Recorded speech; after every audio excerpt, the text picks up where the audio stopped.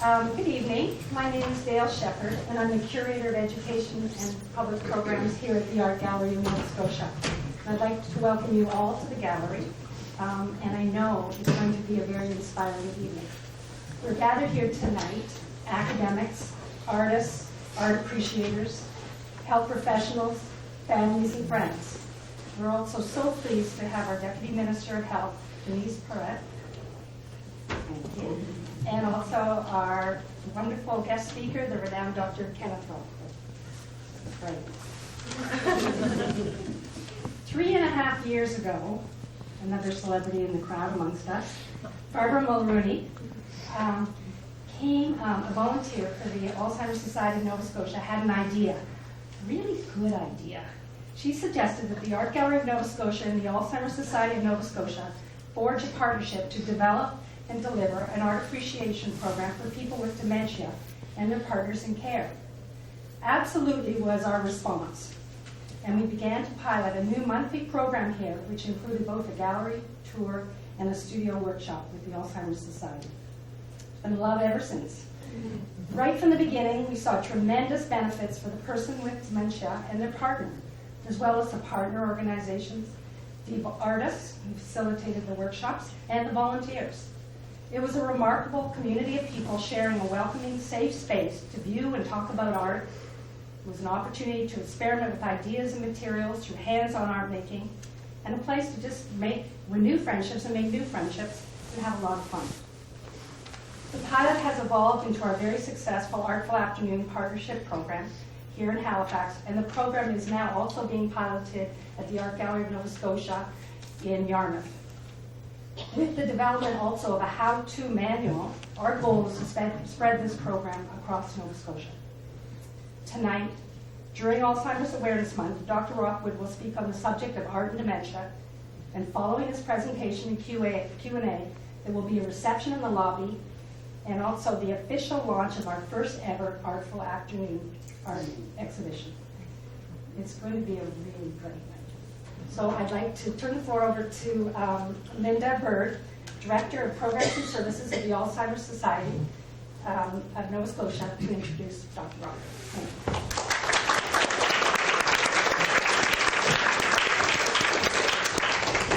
you. Good evening, and I'm glad you all came out in, even with a little bit of snow dusting. So it's my pleasure to introduce Kenneth Rockwood, a Professor of Medicine and Geriatric Medicine and Neurology, the Kathryn Weldon Professor of Alzheimer Research at Dalhousie University, and staff physician at the Nova Scotia Health Authority. Professor Rockwood has had a long-standing interest in clinical and epidemiological aspects of frailty, dementia, and delirium. He has published more than 400 peer-reviewed scientific publications and 9 books. He was the national leader for the Canadian Dementia Knowledge Transmission Network, and is now a member of the Research Executive Committee of the Canadian Collaboration on Neurodegenerative and Aging. With this group, he leads the Knowledge Translation Program and co-leads the Quality of Life research theme. So it's an honor to have him tonight to talk about the importance of quality of life and connection with art. This is the 15th annual Kathryn Weldon Public Lecture on Dementia. Kathryn Weldon was an inspired and inspiring Nova Scotian who early on saw the need for research in dementia. Dr. Rockwood has amply succeeded in realizing her goal to make useful contributions to the international understanding of how Alzheimer's disease and other dementias broadly arise and what we can do about it. So, further ado. Thank you.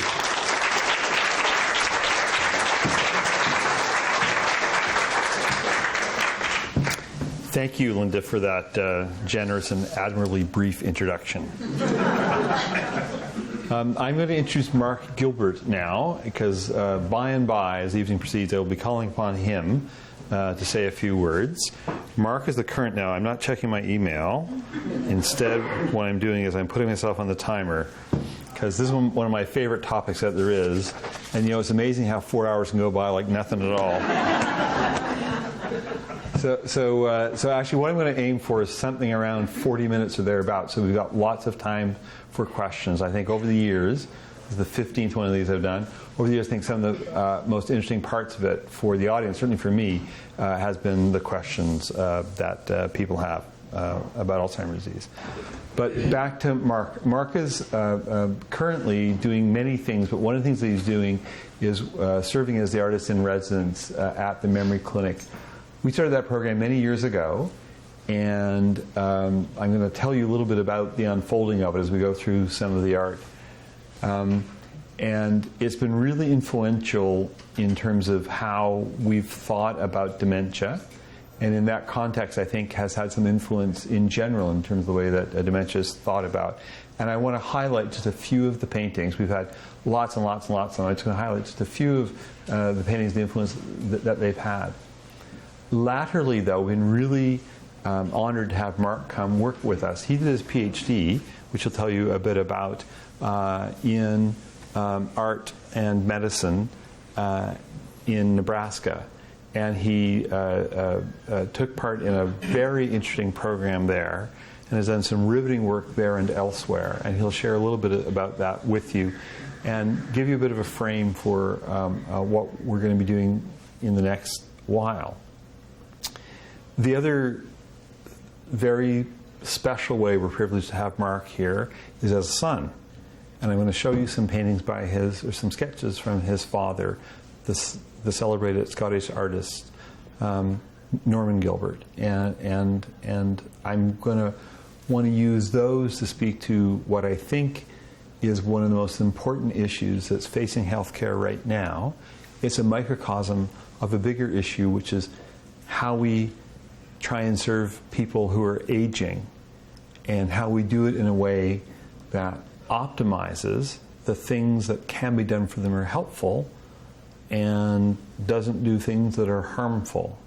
And that's a very difficult balance and a tough challenge, and one that I think we should talk about.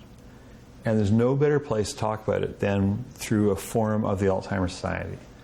One of the most important documents in Alzheimer's disease in Canada, in my view, in the last 15 years, was authored here by my friend and colleague John Fisk in his role as the head of the Ethics Committee for the Alzheimer's Society of Canada.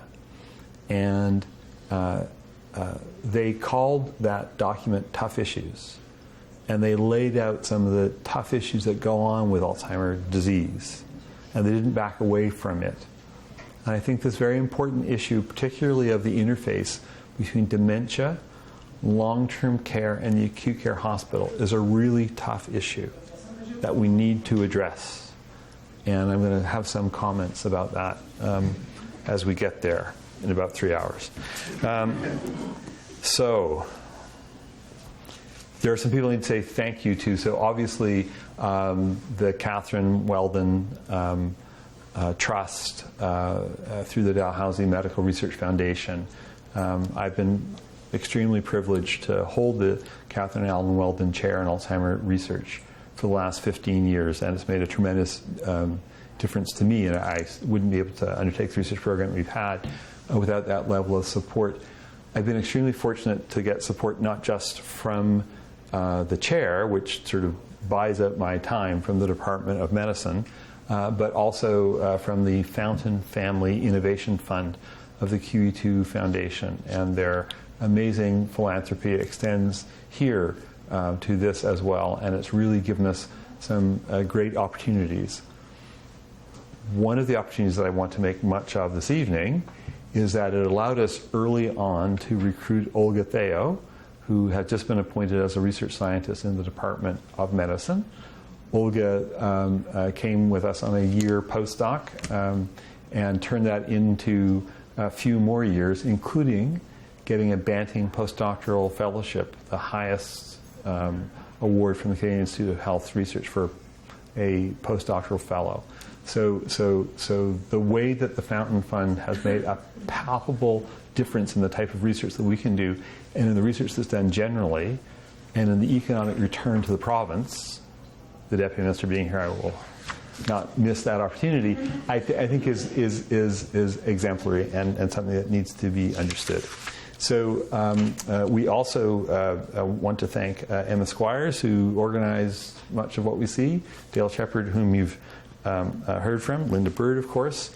And I'm glad you talked about Barb Mulrooney. Now, I think at the last one of these things, we saw Barb back after a bit of wee illness. And I embarrassed her then. I'll do the same thing now. So Barb, wave. She's down there in the front.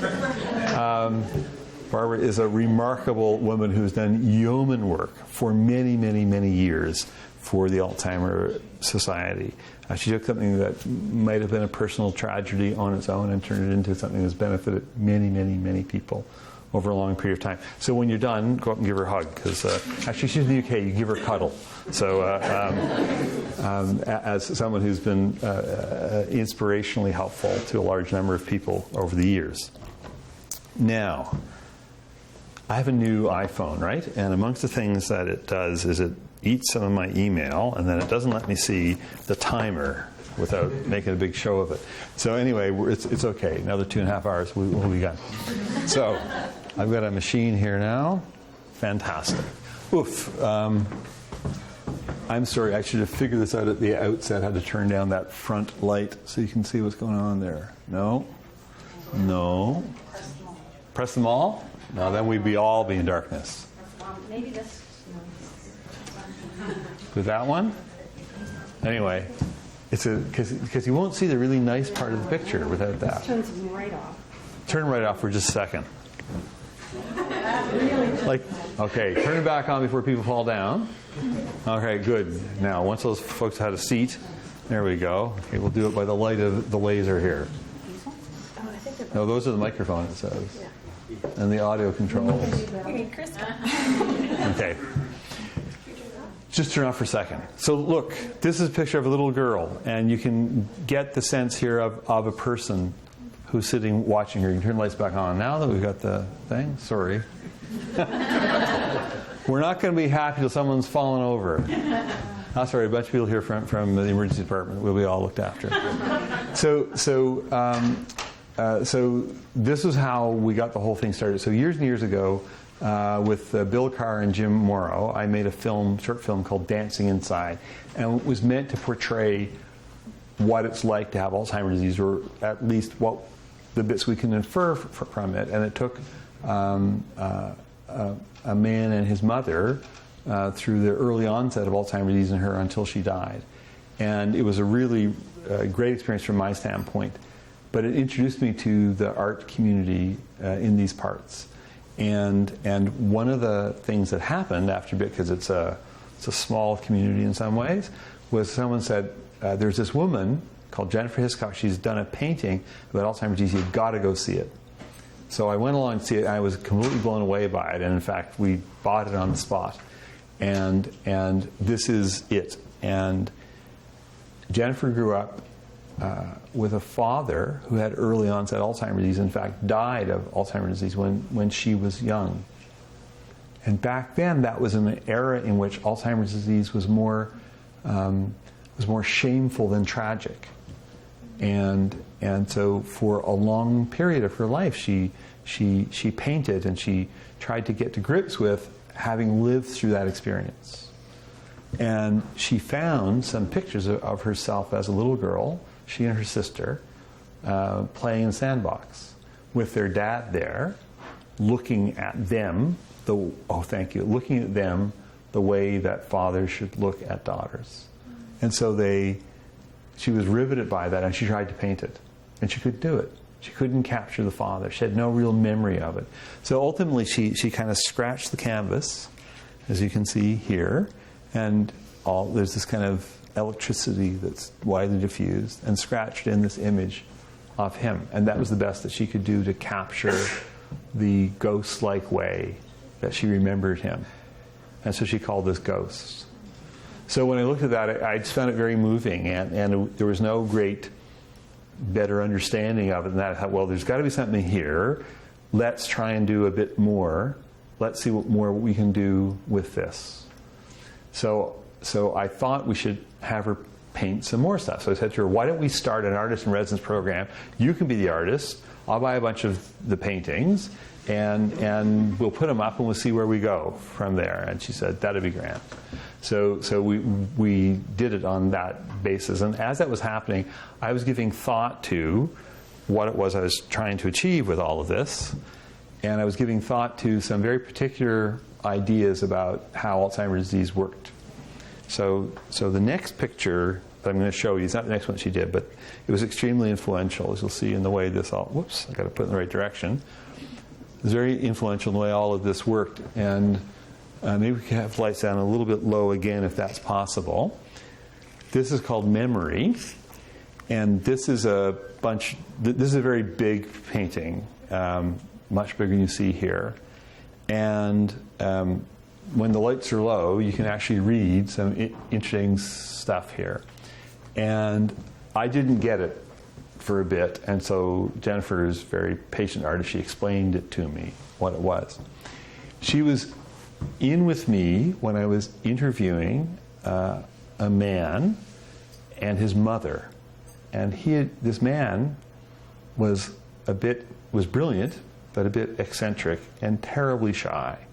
And he lived with his mother, if you get the picture. And so he really had screwed up his courage to come and see us. And he talked about maybe he thought his mother might have early Alzheimer's disease, and couldn't we do something about it?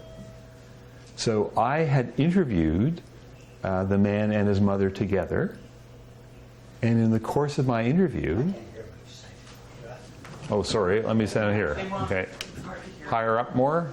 How about this? Oh, much better. Okay, so I'm talking about a man, about this painting, a man and his mother, and the man had brought his mother to see me, and he was very, very concerned about his mother might have early Alzheimer's disease. And in the course of my questioning this woman about her experience, about her life, I brought him to a very terrible situation. So my habit when I'm interviewing someone and examining them and understanding their memory is I ask them about new things they've learned that they should know, and then things about their life as a way for me to understand memory, language, how they are able to organize themselves, how they can present themselves. I commonly interrupt people when I'm interviewing them just to see if they get back on track. So there's a bunch of things like that which I find are useful. I mean, we use all the fancy gadgets too, right? We get them to spell the name of the Prime Minister backwards by 100 or whatever all the fancy psychometric things are. But I also do these things as a way of understanding.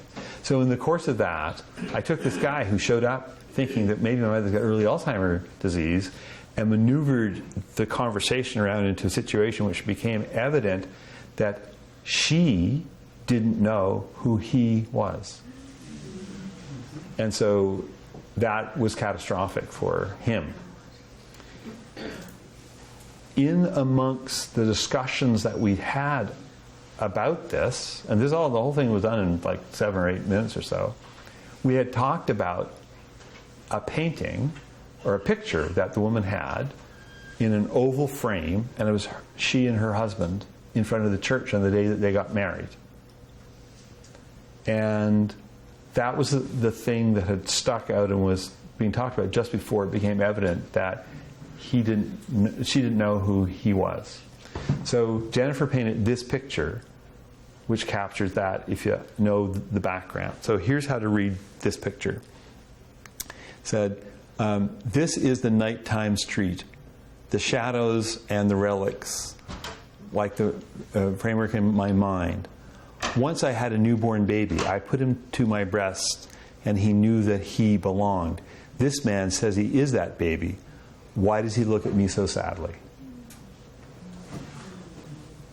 And it was a riveting experience at the time that it happened, and it was amazing to see it portrayed in this way, which really got at the very disorganized, chaotic sense which existed that day.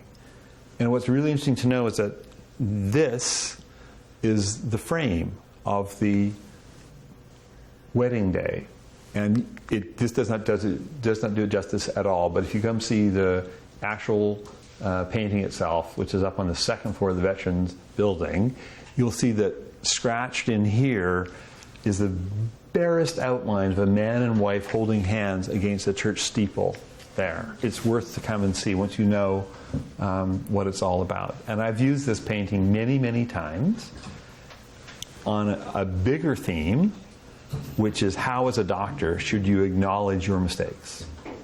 And how as a doctor should you try and learn from them and try and do better with them?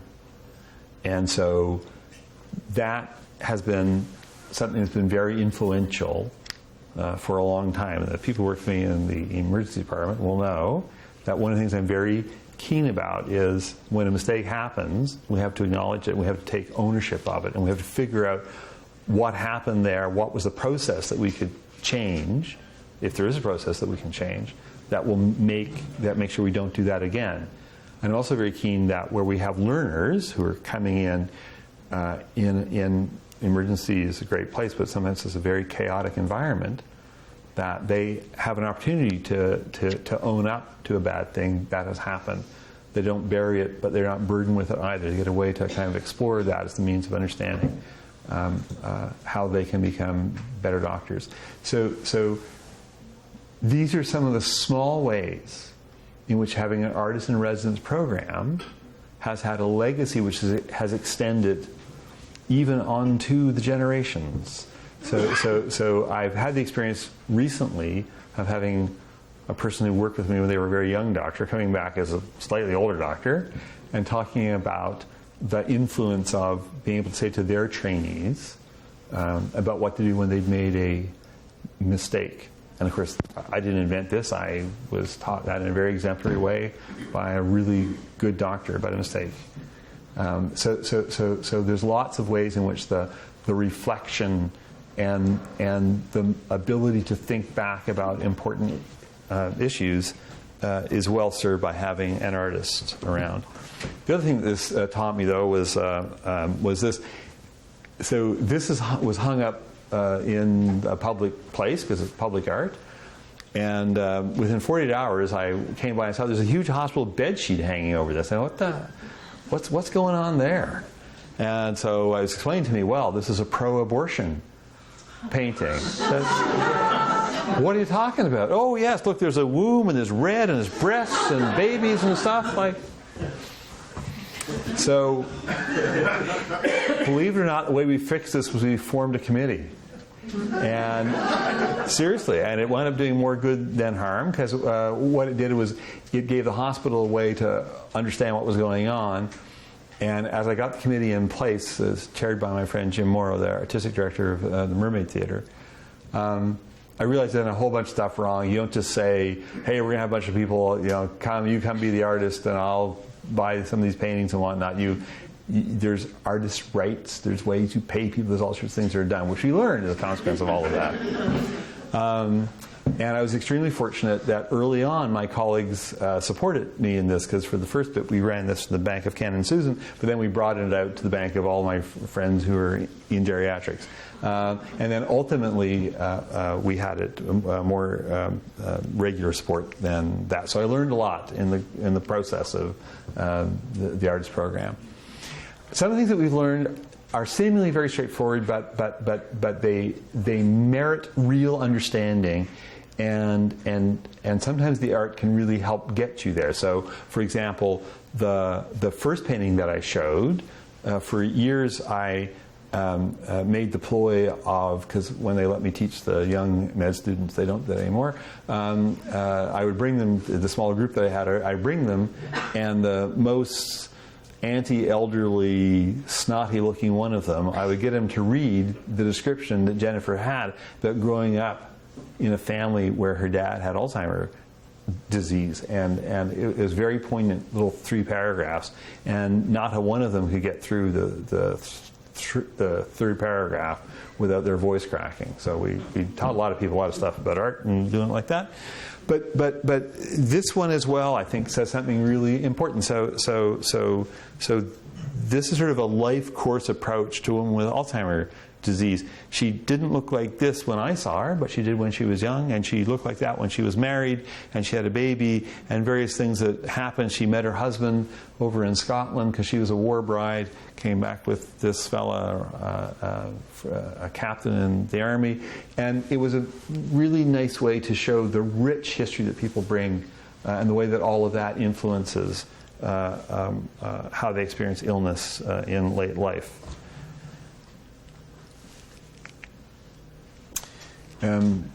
We have had many artists through, and we've had some really, really outstandingly good artists. And we've had artists who've been, like Jennifer, able to communicate exactly what it was that they wanted you to get from this. And then we had Mitchell Weed.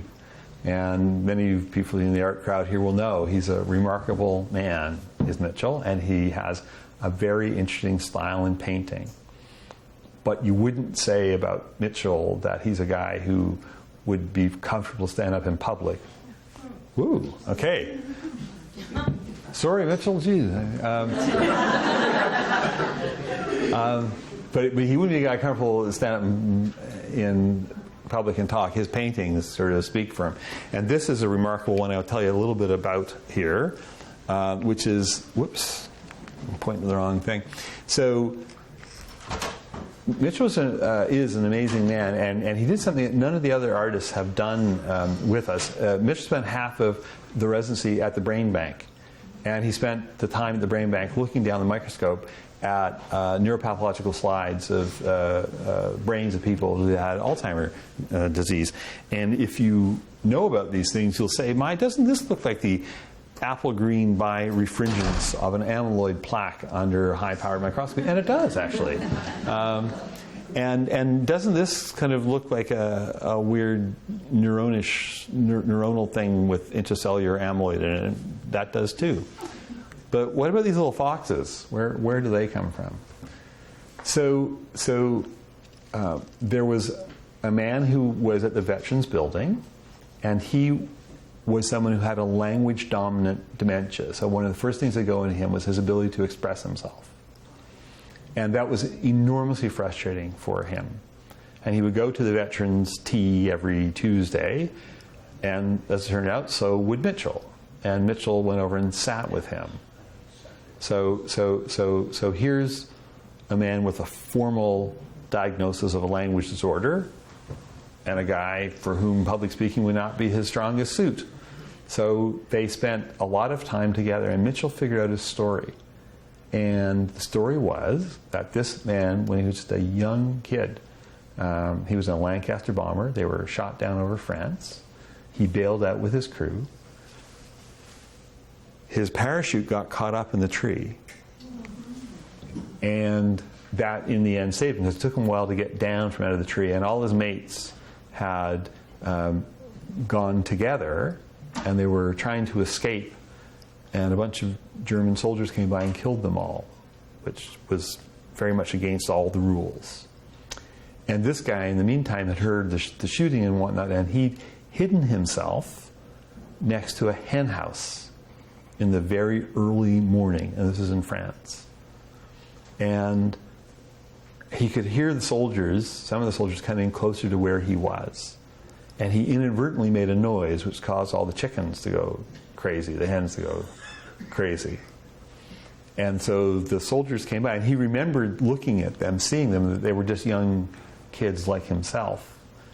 And out of all of this, out of the mist, came a little fox. And of course, then they ran after the fox, and they figured that was why the hens were in an uproar, and they ran after the fox. And this guy, as it turns out, over the course of his life, took an interest in wounded foxes, of which there are apparently no small number of them in Nova Scotia. And there's people who actually save the wounded fox and bring it to him. There's a niche market for you. And so he was known over the years as a guy who could look after an injured wild fox, and his goal was to release them back. But this picture is also about the amazingly rich and detailed stories that people with dementia have, even when they can't explain themselves. And it's about the reward that there is in digging in a little bit into what the story is and the bond you have with the patient when you know just a few things about them. So again, the folks who work with me in the emergency department know that one of the things that I really emphasize that we should do when we see a patient, first we should look them in the eye. That's why they have all these little black stools on the wheels there. I roll up to the bed, look the guy in the eye. And the second thing is we should find out something about them. So my usual ploy is to ask them who they were, and then I say, what sort of work did you do all your life? And then when they say, I did X, Y, or Z, I was a plumber or whatever, I say, tell me what's the secret of being a good plumber. And just a small way to acknowledge that even though this person, I'm seeing them only when they're acutely ill, I don't know them other than when they're ill, I recognize that for most of their life they have not been ill in the emergency department. So it's a way in which I try and help the younger doctors understand the ways in which we'll know our patients better if we find out about them in small ways. Now, if you're not a doctor, you say, what the hell is that about? Like, everybody knows that, but it turns out by the time you get through med school, that thing you know, systematically beaten out of you, right? So I'm one of the guys who tries to beat it back in. So many of the observations that the artist made were of that sort.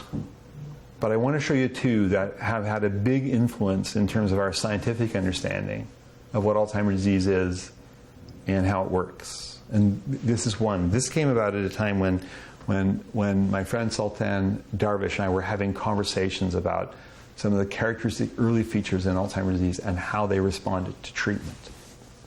And one of the people that I knew early on, as he developed dementia, he came to me 2 or 3 years ahead of when he actually had a dementia diagnosis. He came to me because his father had gotten dementia when he was a young man, below the age of 65.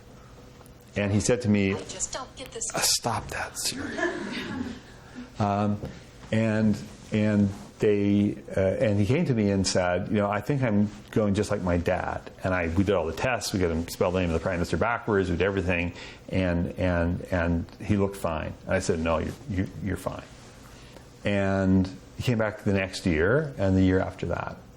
And between the third and fourth year, it became evident that something bad had changed. And in fact, he had developed Alzheimer's disease. And at that point, when we made the diagnosis, he could describe for me what clause in the partnership agreement was going to need to be invoked, which Slevine amongst his partners was going to try and, screw him out of his fair share, how the insurance company was going to be against him. And he was correct in all of that. He knew how his wife was going to react to the whole thing, supportively as it turned out, and which is what he knew. But he could not himself think about himself in the future as a competent future agent. He had no understanding of that. And by this time, I got to know the guy well enough to know that this isn't because he's so overwhelmed. He actually can't do it. He can't imagine himself in the future. And up to that point, I confess, I'd never really thought about the neurochemistry of imagining yourself in the future, traveling in space and time with the idea of competence. And we put him on treatment. And he was one of the people who did well, and he did well pretty early. And early on, within 6 weeks when I talked to him, he had that back. And so now I knew that traveling your head in space and time with the notion of competence is a property of the brain that is subserved by what we call the memory chemical, acetylcholine. And with my friend Sultan Darvish, we did some work to try and understand where those pathways must be, what they must look like. And some of that work has influenced our understanding of how those pathways are hooked up in particular parts of the brain, how that network works. And it came from just an ordinary clinical observation, talked about 1,000 times, and captured as well in this. So this is a couple.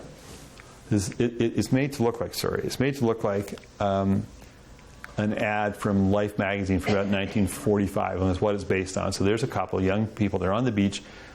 This guy's drawing out their house, what it's going to look like, and he's drawing out this golden light that's coming out of the upstairs bedroom. And this is how it plays out. They did have the house. and they did get married, and they did have a fine time. But at a certain point, she developed dementia. And when she developed dementia, he was absolutely determined that he was going to keep her in the home. And so at a certain point, he had to feed her. And the magic of the moment when he would put the spoon in her mouth and she would be completely happy was enough to keep him happy, enough to keep him going during that time. So they had imagined a future of happiness together. They never imagined anything like this. So for me, this is one of the most compelling of the paintings that have been done so far. And this one, I think, for me, has been extremely influential. So it's called Dancing Inside. You might recall that was the name of the movie that we made. So Jennifer made a little, trick or a little joke about that. This is a painting of her then boyfriend's grandmother, who Jennifer worked with us for over the course of a year. And during that time, she realized that this woman that she knew was probably developing Alzheimer's disease. And so she got her to see me, and I started her on treatment, and so on and so on. And the grandmother also responded to treatment. And one of the ways she responded to treatment was she invited her family over for dinner, something that hadn't gone on for a while. But after dinner, she played the piano. And she had played the piano in 4 years up to that point. And no one thought about, she's out playing the piano, it's the first sign of Alzheimer's disease. No one thought about it at all in that context. If they thought about it at all, they thought, the piano's out of tune, or her fingers aren't working, or, and she got the arthritis. But it turns out that within a very short period of time, she could play again as a consequence of treatment. So again, my friend Sultan Darvish and I, we thought a lot about this. We tried to understand, what does this mean? So here's what it doesn't mean. It doesn't mean that she'd forgotten how to play the piano, she learned how to do it again. That's not how that works at all. What it means is that she'd lost the ability to have the intention, to formulate the intention to play, and the ability to translate that intention into an activity. And once that had been restored, that's what the gap was. That was why she couldn't play, quote unquote. It wasn't that she couldn't remember. It was this thing in part of a large contract. So this is back in the 90s. This is back in a large contract that we now understand as the dysexecutive syndrome of dementia. And if you talk to people in the field right now, they say, the dysexecutive syndrome of dementia, in other words, what happens when you can no longer make judgments or plan or imagine yourself in the future or control your bad behavior or have enough initiative and all sorts of stuff. Everyone says, oh, that's banal, there's nothing to that. That's always been understood. No, it has not. It was one of the legacies of the treatments, was we started to understand these effects that patients and families were telling us were there, that we couldn't pick up with a lot of our tests. It turns out they were true, and we had to get a new way to understand how this worked. And this painting itself is reasonably well known. In that context, it was on the cover of a book about treatment of Alzheimer's disease, things that we should learn from it, and so on. And it came from here, and it helped us understand not just how Alzheimer's disease works, how the treatment worked, but how the brain itself is wired. So, good. This is a painting of Mark Gilbert's mom. This is a painting by Norman Gilbert about his wife in the week before she died. She had dementia. She lived at home. The dementia became advanced. And if you're astute, you can see that this hand is crooked up at the wrist, and her mouth is open, and she's lying there. And you can make the inference she's not moving too much. She's had a stroke.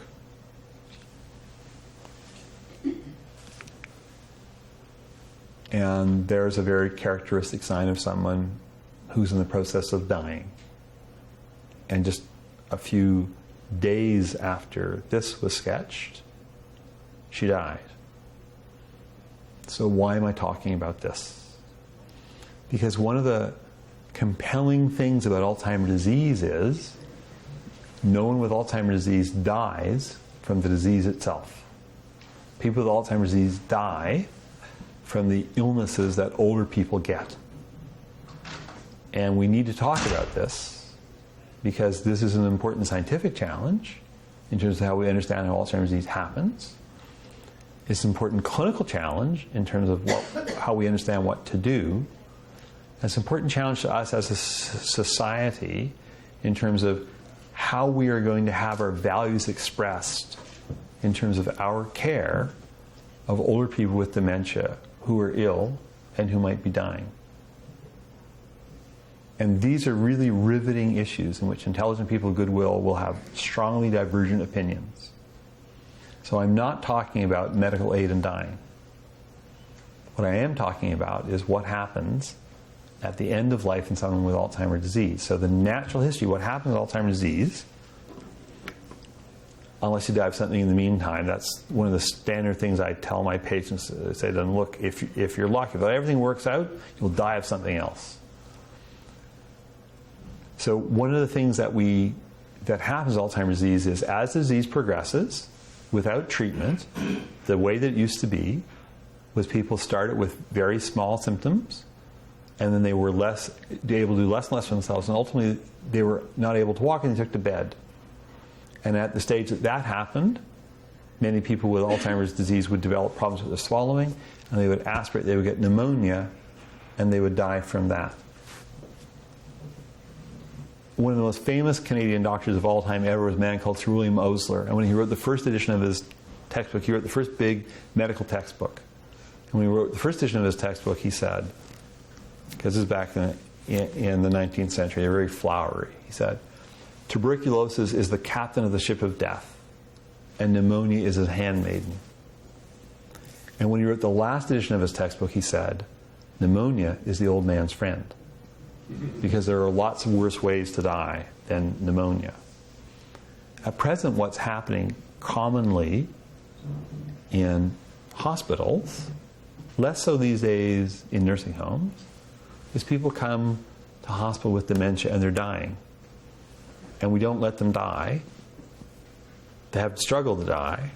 We don't let them die after you take them into the intensive care unit and do a bunch of stuff that has a forecastably bad outcome. And this is being more and more recognized. And as it's being more and more recognized, there is less of it happening. But we haven't got the balance right. So we have two things are going on right now that as a society we've got to get to grips with. One is people with Alzheimer's disease are still dying with far too much having been done for them against what we could understand their wishes to be had we bothered to be set up to understand their wishes appropriately. But even that are dying in a way that doesn't seem to conform to what you could reasonably infer about their past preferences. That's happening. The other thing that's happening is right now there's an eagerness, that's the wrong word, there's a tendency, there's a misreading situation to withhold treatment in people with Alzheimer's disease who absolutely should get it and would benefit from it. We haven't got the balance right because it's tricky and it requires judgment, and judgment is hard to scale. We can scale processes. Scaling judgment is harder. So we have to think about where our society exists in respect of this. I mean, one of the things that happens right now is people come in, and it's just like the old days in George Bernard Shaw, where the patient says to the doctor, I hope you treat what I have. And the doctor says, well, I hope you have what I treat. So we have lots of stuff going on right now where people are on pathways and protocols and what they're being treated, and no one has the ability to stand back and look at the big picture. But we have to be careful that we won't put new protocols in and say, well, we're not going to treat anybody if they can't spell the name of the Prime Minister backwards by 100 from 7. So this is a big issue for us, and one that I think it will take some uncomfortableness as you work through what that issue is. And I expect that ultimately we will work out protocols. That's the only real way to do it on a system basis that can make it more straightforward. But we're not there yet. And we have to give some real thought in terms of why we have these chasms right now. You know, I work in the hospital. I do a lot of work in the emergency department as the internal medicine specialist. And there's a big chasm right now. If I admit someone in the hospital, it's very easy to do, and they get everything done for them. If I send them home, when they get home, it's usually 911 or nothing. So we have to start to address some of these really pragmatic issues that are about organization. They're not about how you would organize care if you're trying to do it from the patient's point of view. It's about how the system has evolved certain procedures and protocols and options it has available. And often right now we're at great expense achieving bad outcomes. We need to give real systematic thought about how we're going to move away from that and move around to a more humane, patient-centered understanding. Knowing that the stakes are high, knowing that there will be disagreement amongst people based on how they conceive of what is actually happening. What happens when someone with Alzheimer's disease dies and you didn't give them antibiotics? What happens when they die and you did give them some antibiotics? Are these actual separate cases? Are there ways that we need to understand that? So I'm not saying all this because I have the answers, but I'm saying this because at this time in the way that things are evolving, it seems to me wrong to be silent about these important pressing issues that we healthcare professionals will talk about at the break, as it were. This needs to get out into the public discussion, the public understanding of where we are. So now, Siri's going to come talk to me again, but I think I've got the timing, right? Yes, okay, 7:20.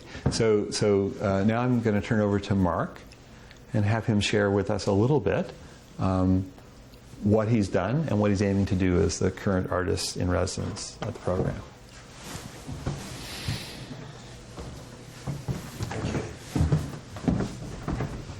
Evening. Yeah, I didn't know I was speaking until this afternoon, so, so that's good. Less time to worry about it. Yeah, I'm just going to situate myself quickly. So my background, I'm an artist. I was an artist. I still am an artist, but I call myself a kind of arts-based researcher now. But my experience as an artist, starting to work with medicine, was really working with, and I'm going to talk a little bit about my dad's drawings of my mum at the end. I'll wrap up with that. How does this work? It's the orthopedic solution. You hit it hard. Yeah, no. Did I break it already? No, look at that. Look, all right. That button there. Look. Okay. And so I ended up working with a head and neck surgeon, head and neck, predominantly head and neck cancer patients in London, and so this was an incredible, as an artist, having to work with patients during potentially the most traumatic moments of their lives, was in something that was incredibly anxiety generating within myself. But the relationship that I made with Henry and with a host of others who were being treated by Professor Ian Hutchison at Barton in London, was that relationship that I built up with the patients was absolutely fundamental to the pictures. And the pictures were basically before and after and also during surgery. So the surgery picture here is also of Henry. So it's one way that the pictures then start a narrative. You have Henry the barrister who is facially disfigured, but you also have the surgery. And so when you put these pictures together, including all the other pictures, not just of Henry, but the other pictures of the other participants, then you end up with an incredibly strong narrative that then permeated through the whole exhibition. Research was done as to the response for the participants. Research was done into the response of the audience looking at the exhibition when it was actually exhibited at the National Portrait Gallery in London, and then also toured venues in Europe and North America. And as a result of that, I was then brought to Omaha, Nebraska. Now, what was starting to happen here is I then started to realise, and this is something I think, I think that what the examples Ken has already given demonstrate this, is that I was resistant to the notion of, but gradually got used to the fact that art can be research. That art can be seen, art in all its forms can be seen as a way of knowledge generation and therefore can be seen as research. And so when I started working at the University of Nebraska in Omaha, at the teaching hospital there, I worked in a 2-year residency, similar to what I did with the head and neck patients in London, but I was working with patients and caregivers, and the patients were from the whole spectrum of life, from childbirth to people in the last days of life. The caregivers were professional caregivers, familial caregivers. It might have been the janitor in the hospital, the chaplain, And so this was, again, was a research project. I was brought in at the behest of medicine to work on a research project to try and see what what paintings, what drawings can do, what the act of being drawn for patients and for caregivers can, how that might inform their identity as a patient, as a caregiver. And so these, and that turned into a two-year project. And then, one of the most striking findings from the exhibition and from the work was the fluidity between the patients and the caregivers. It seems like an obvious thing to say, but one of the things that struck me is that really, one of the most significant things for me was the kind of realizing the truism that we're all going to be patients and caregivers at some point in our lives. And working with the people, working in an incredibly intimate, to have your portrait painted is an incredibly intimate process. I don't know how many of you have had it done. I don't like having photographs of myself. I've been drawn by my dad for virtually all my life. I don't think that's particularly intimate, but I don't enjoy it. I never did enjoy it. But it is, I think it takes a certain amount of courage at the best of times to have your portrait painted.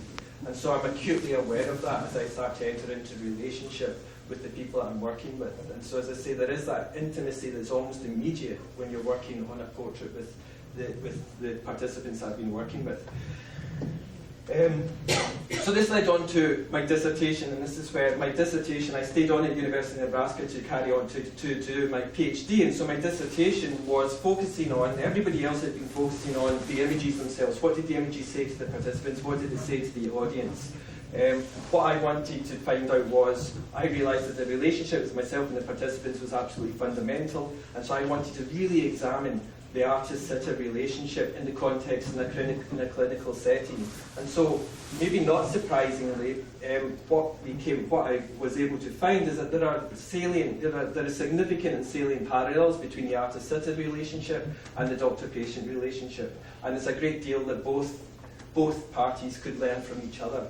And so that was the nature of my dissertation. Now, I was working with a small cohort for my doctoral dissertation of head and neck patients. Many of them were older patients. And the reflective processes that they spoke about when they were sitting for their pictures, not just the reminiscing, not just looking back over their lives and discussing their lives as we were all, as myself and the sitters were exchanging our stories, but also the more kind of mindful, during those moments of silence that can be so, that happens so often within the portrait sitting process, that wasn't an empty void. There was a kind of mindful reflection that happened at that moment that I found striking, and even after many years working in this kind of context, I still found incredibly surprising. But that was where my notion was then tweaked at that point, that maybe is there potential here working with people living with Alzheimer's and dementia? And so that was already something that I was wanting to be able to do. When I completed my PhD, then I came over to Halifax to carry out and continue to carry out my postdoctoral fellowship at Dalhousie. But when we published it for Portraits of Care, when we published the paper reporting on the project in the BMJ, one of the few examples that we were able to cite of anything that was comparable to what we were doing was the amazing work that Ken had done with the artists. And so I was already, so that paper was maybe published 3 or 4 years before I actually came to Halifax. And I was already ensconced here at Halifax, then was kind of absent-mindedly glancing over the paper, and then saw the words of Rockwood in Halifax written here, and I thought, bloody hell, he's here. So I contacted him, introduced myself, and so what we then did was then gradually, I've been, so for a great deal of time over the past year, I've shadowed Ken while we were waiting to get ethical clearance to be able to work with his patients. And so I shadowed him, watched his interactions, had the great privilege. I mean, privilege actually, I'm surprised I haven't used the word much, but privilege absolutely permeates through all the interactions that I'm talking about, whether it's with whether it's working with the physicians, with the caregivers, and then obviously with the patients. And so we put forward submitted the project, and so I'm not just painting drawing and painting the portraits of consenting patients and their partner in care of Ken's patients. But during the portrait painting process, we're also recording the dialogue that's happens between myself and the participants. There's also interviews, semi-structured interviews at the end. So all this data then starts to come together. And so again, this is how the portrait making process and the accompanying verbal data can then come together and and form, I think, can hopefully allow to percolate up some really interesting emergent themes. I know I've got one example because we've only just started the project, and I've been working with one of Ken's patients, and as I say, his partner Kerr, his wife. And so this is a drawing that was carried out. So we're just beginning this project, and I'm actually in New Brunswick just now, but I hope deeply that I will be able to continue. I'll be able to continue with the couple I've been working with and others later on in the year. And so I already know from working with the couple that the real effective processes, and I'm loath to kind of say too much because we still have to analyse the data, and I don't necessarily, it's still sort of early doors as we're working on the project. But I know that reflective processes are still pronounced for both the gentleman living with Alzheimer's and also his wife. There's other elements that I know that they appreciate, just being able to spend that extra time. The fact that they're spending a great deal of time with somebody that's interested in their story, that's something that they find is positive and helpful. The other thing is I want to say is that the pictures, and I think a great deal of what Ken said is that, demonstrates this in abundance of what the arts as a whole can do, but certainly the visual arts, is that my aspirations at this point for the pictures is to accentuate the good, and not to get Pollyanna-ish about it, and not to kind of naively do that, but to, I think so much when we're working with and when we're thinking about people with Alzheimer's and dementia, we feel as if they're losing so much they have very little to give. And I think at the arts and engagement with the arts in all their forms, whether it's with artful afternoons here at the museum, whether it's with research like mine, and the work that the other artists in residence have done, or whether it's even looking at artwork created. There's some very significant examples of famous artists who had Alzheimer's and looking at their work. All these things prove that notion that that people with Alzheimer's, have less to give. I think that proves that wrong, and I think that the arts can do that in abundance. And so, and then just to kind of touch on that and to let that overlap onto. I'll go back again. Can I? There we go. Is to talk about my dad's drawings.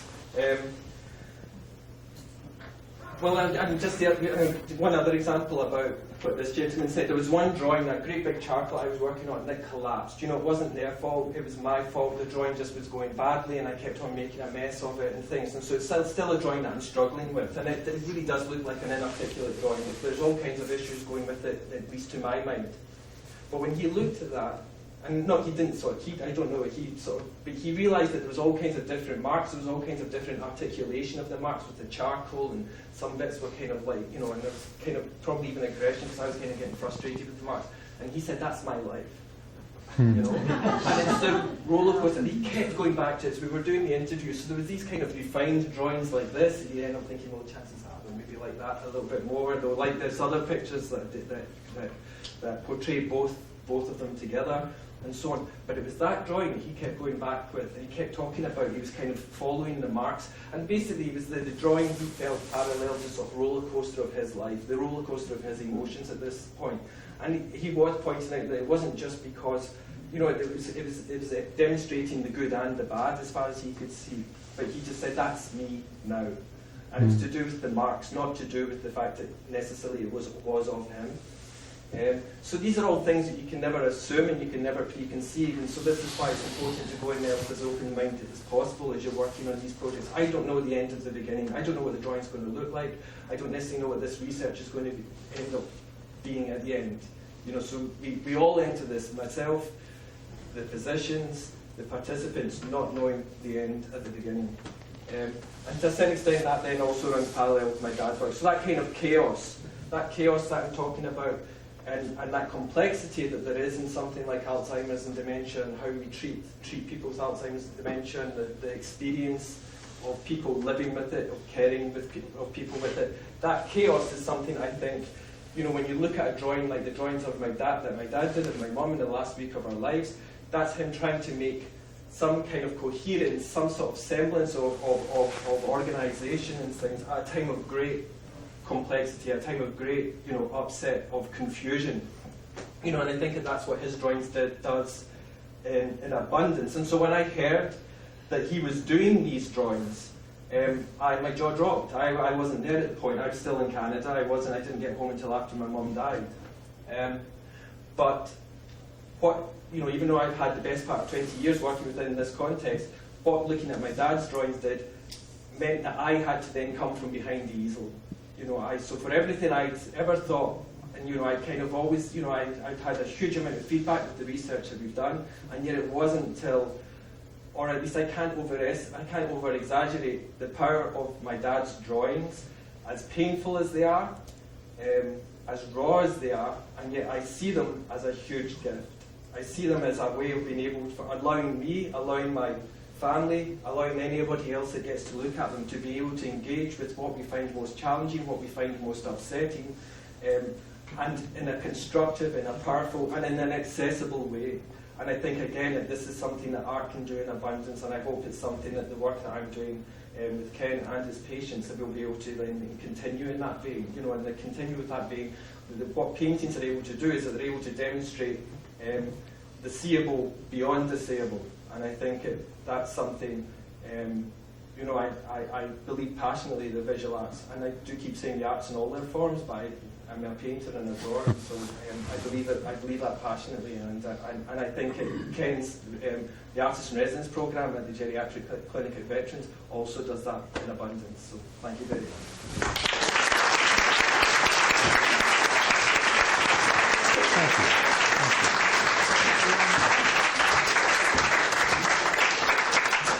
Thank you, everybody. So we've got about 25 minutes for questions. So we can bring up the lights, and whoever has a question or comment or objection or anything to interject, please do so. There we go. Yes? When you were talking about end of life, at what point are you looking to do more for the patient?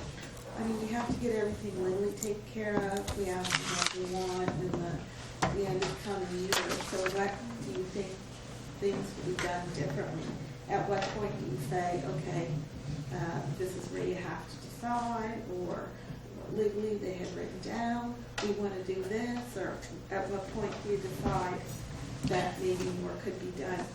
So I think there's a couple of circumstances, and again, I don't want to fall into anecdote, but sometimes we see something that's really good or really bad, it sticks with you and allows you a way to start to frame what the ideas would be. So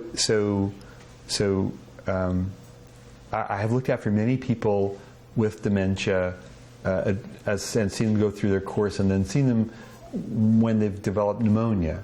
And the machine that we have properly will default to someone has pneumonia, we'll treat it. Right? We'll get on top of it, we won't lose anything. And that's what the default stance is. So it's at times difficult to interrupt that process. But I've actually had the experience to admit someone to the hospital with pneumonia that we weren't going to treat, in the expectation that they would die, and most typically they do, and most typically they do within 2 or 3 days, sometimes even shorter than that.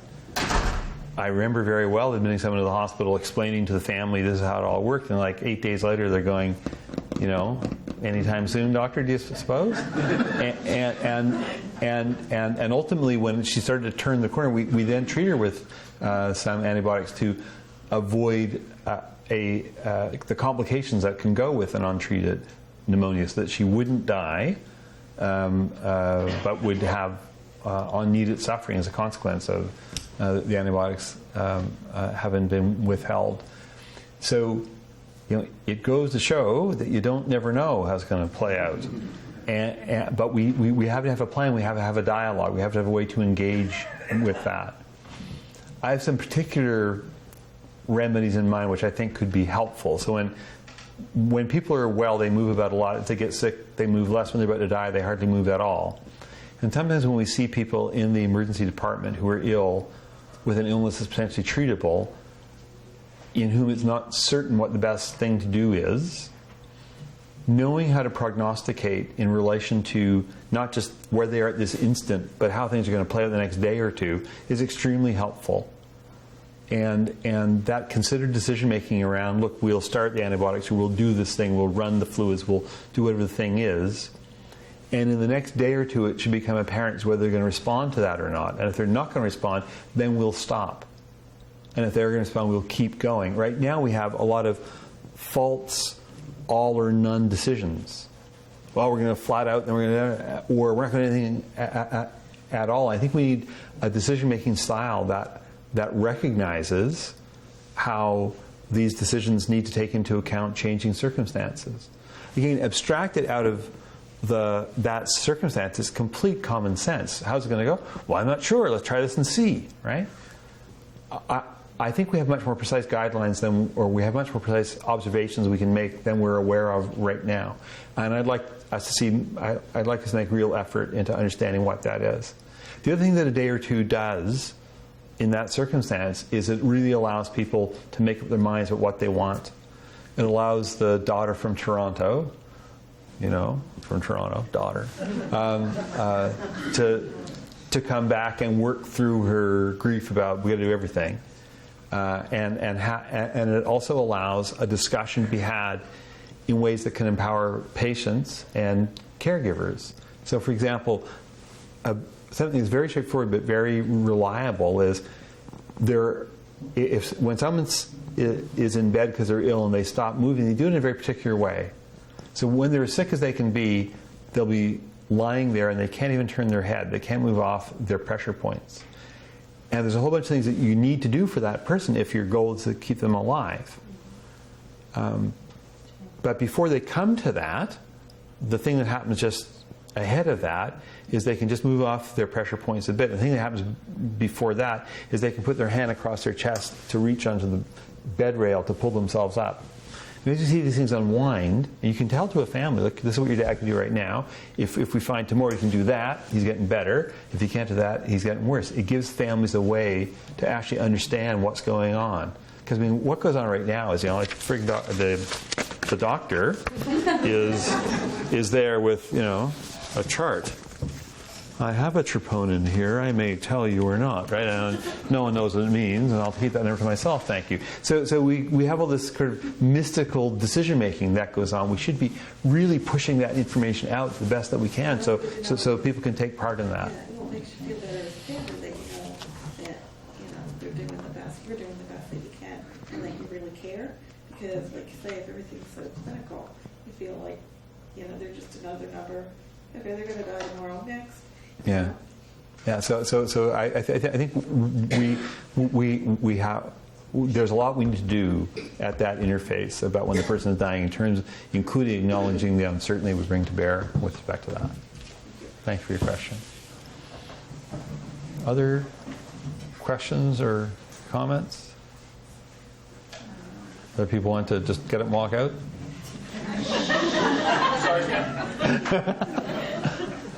Nikki, you had your hand up. I have a question. Is it Mark? Mm-hmm.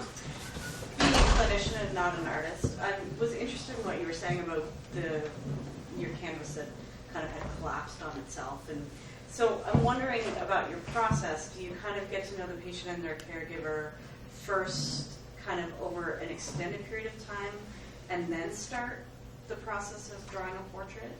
No. So the process is that initially you have the initial consultation regarding getting consent and so on, and explaining the project and making sure that all that's dealt with properly. Then immediately you start working on the portrait. And so as you're working on the portrait, then you get to know the people. As I say, there's an incredible instant intimacy the minute you're working on the portrait. And that intimacy, I think, becomes all the more acute if maybe verbal dialogue is harder. I've worked with people with very advanced ALS, or people who had because of surgery lost their tongue and were able to speak, or lost their voice box, and to a certain extent, working with the who I've worked with at Ken's clinic to a certain extent. There's, communication can be difficult at times with the patient. And so, but at the same time then, and that can generate a kind of awkwardness as well, especially, you don't know whether to talk to, keep on talking or to stop and things like that. And so it feels an incredible privilege. I think it's wonderful to be able to, that you're standing there, that you're drawing, and actually for the participant as well. And again, not speaking necessarily on behalf, because I think it's too early with Ken's patient, but when I worked with, for instance, with the gentleman with ALS, he felt that was one of the most purposeful things he'd been able to do for the last 2 years, because he was unable to do very little else. And so that relationship, as I say, there's that instant intimacy, which means that the relationship starts to generate immediately. Is your goal one portrait or multiple portraits? Multiple portraits. Do you notice a change in, like, as you get to know the patient? I think the pictures get richer as you get to know them. You start to know more of their story, and they frankly get to know a lot more of my story, because it's not just one-way traffic, it's a genuine collaboration. And so even though I'm the one standing behind the easel with the brush in my hands, you still aspire for it to be as collaborative as possible, and that really does mean you enter into a relationship. And that's what you aspire for. That's what I set out to do. I hope I don't upset anybody. I hope people don't feel offended by how I portrayed them. But it's not really a thing of portraying, it's a thing of discovering. So as I'm working, I'm discovering. And also they're discovering as well. Their discovering might just be the discovering the process of an artist, but they also maybe discover something about themselves that they hadn't necessarily anticipated. And so that relationship, hopefully you work with them as long as you can, really. I've worked with some people, Henry the barrister, so I've worked with for over a year. And Awesome, thank you. Are there other questions or comments? Are there questions or comments going twice?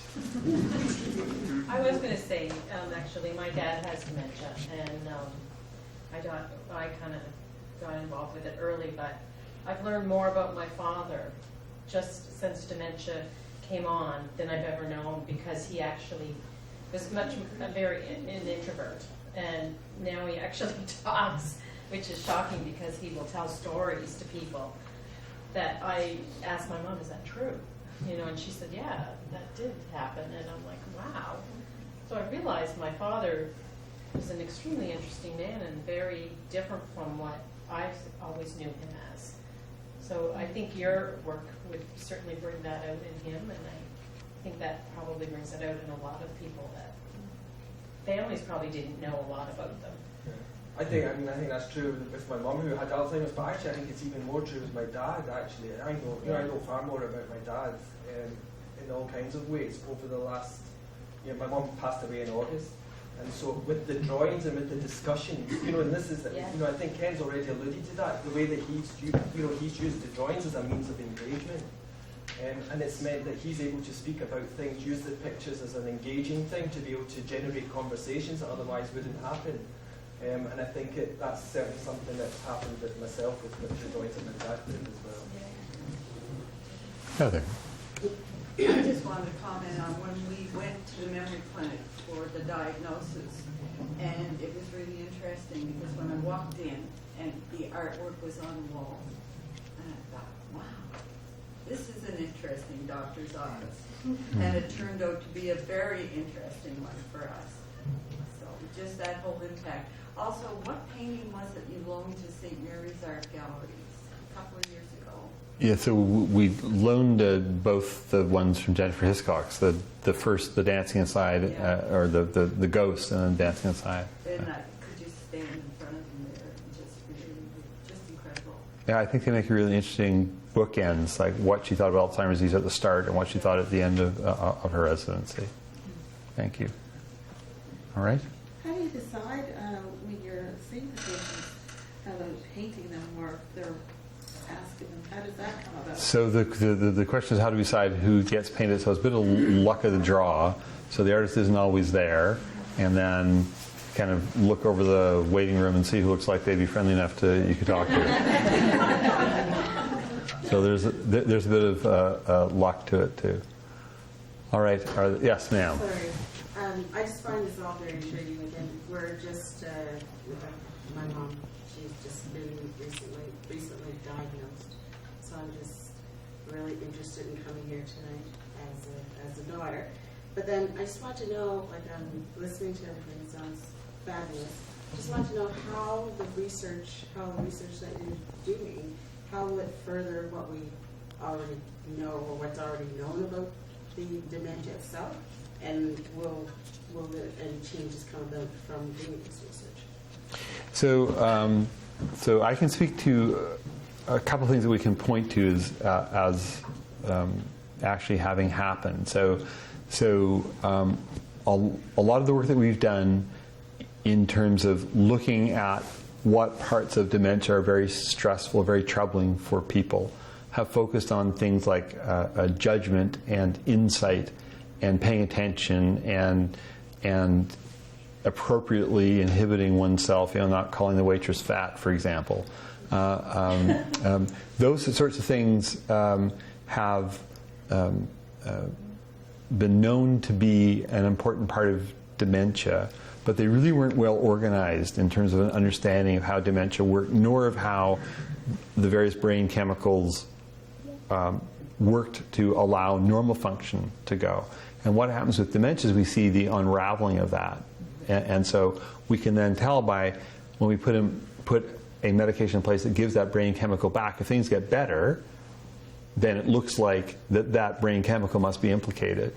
And so one of the things that you see is that there are cocktails of treatment available for people right now based on being able to think about the brain from a brain chemistry standpoint that weren't available previously. So I think that's a very straightforward current way in which this research has contributed to that, but research like that has been very worthwhile.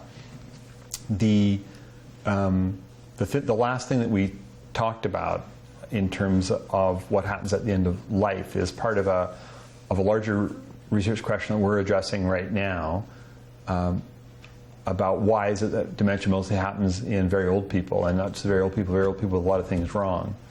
And there are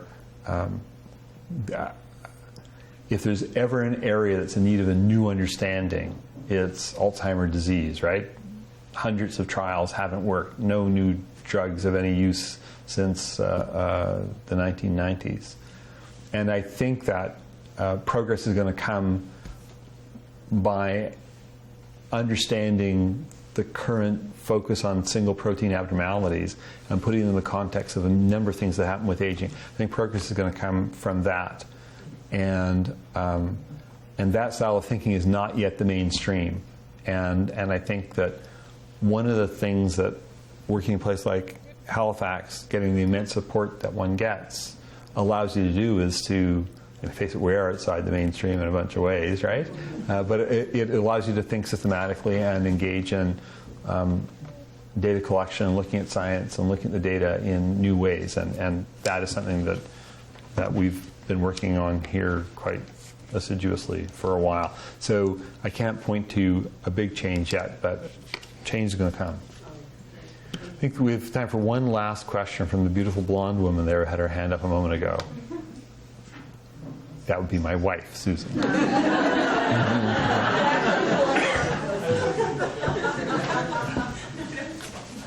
No? Okay, all right. So on that great note, I'm in trouble now. We'll stop. Thank you for coming, everybody. Really appreciate that. Thank you very much.